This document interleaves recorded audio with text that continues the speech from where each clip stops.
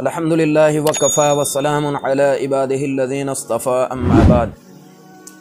کچھ چیزیں ایسی ہیں جن سے روزہ تو نہیں ٹوٹتا لیکن روزہ مکروہ ہو جاتا ہے۔ وہ چیزیں کیا کیا ہے وہی بیان کرنی ہے۔ بلا ضرورت کسی چیز کو چبانا یا نمک وغیرہ چکھ کر تھوک دینا، اسی طرح ٹوتھ پیسٹ یا منجن یا کوئلے سے دانت صاف کرنا، ان سب صورتوں میں روزہ مکروہ ہو جاتا ہے کیونکہ ان کی کوئی ضرورت نہیں ہے آدمی کو روزے کے اندر، پھر بلا ضرورت یہ کام کر رہا ہے تو ان سے روزہ مکروہ ہو جائے گا۔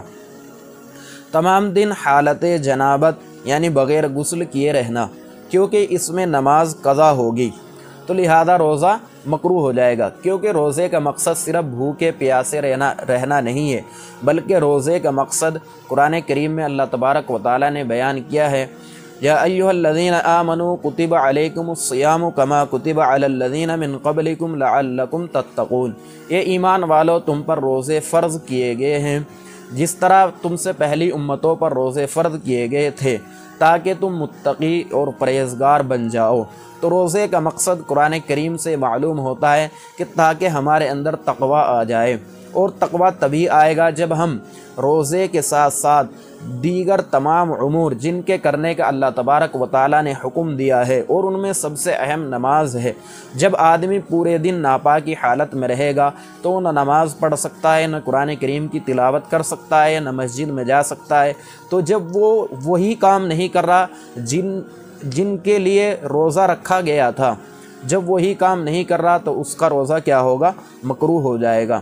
پھر یہاں ایک مسئلہ اور یاد رکھنا چاہیے کہ بہت سی مرتبہ آدمی کو رات میں غسل کی ضرورت پیش آ جاتی ہے کسی بھی وجہ سے، پھر جب وہ صبح اٹھتا ہے تو وقت اتنا تنگ ہوتا ہے کہ اگر وہ غسل کرے گا تو سحری کا وقت نکل جائے گا، اگر سحری کرے گا تو غسل نہیں کر سکتا۔ تو یہاں کیا کرنا چاہیے؟ تو جاننا چاہیے کہ سب سے پہلے اگر وقت تنگ ہے تو سب سے پہلے سحری کر لے، پھر اس کے بعد اطمینان سے غسل کر کے نماز پڑھ لے۔ لیکن اگر وقت کشادہ ہے تو پہلے غسل کرے اور پھر سحری کر لے، اس سے روزہ مکروہ نہیں ہوگا۔ اسی طرح حجامہ لگوانا یا کسی مریض کے لیے اپنا خون دینا اگر ناقابل برداشت ضعف کا اندیشہ ہو تو ان صورتوں میں روزہ مکروہ ہو جاتا ہے۔ اگر آدمی نے حجامہ لگوایا اس میں خون نکلے گا، خون نکلنے کی صورت میں کمزوری آ سکتی ہے جس سے روزے کو پورا کرنا دشوار ہو سکتا ہے تو روزہ مکروہ ہو جائے گا۔ لیکن اگر حجامے کی صورت میں جو خون نکلا آدمی طاقتور ہے، برداشت کر سکتا ہے، آرام سے روزے کو پورا کر سکتا ہے، پھر روزہ مکروہ نہیں ہوگا۔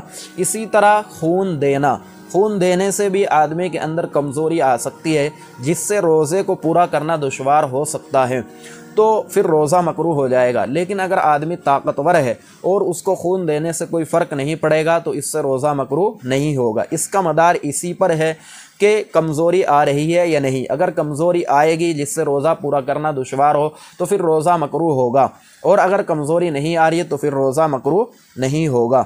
یا پھر یہ بات بھی اچھی طرح یاد رکھنی چاہیے کہ خون دینا یا خون لینا ان دونوں چیزوں سے روزہ نہیں ٹوٹتا، کیونکہ روزہ اسی سے ٹوٹتا ہے کہ جب کوئی چیز ہمارے معدے تک پہنچے، اور اس میں خون کا تعلق معدے سے نہیں ہوتا بلکہ رگوں سے ہوتا ہے، تو اس سے روزہ نہیں ٹوٹے گا۔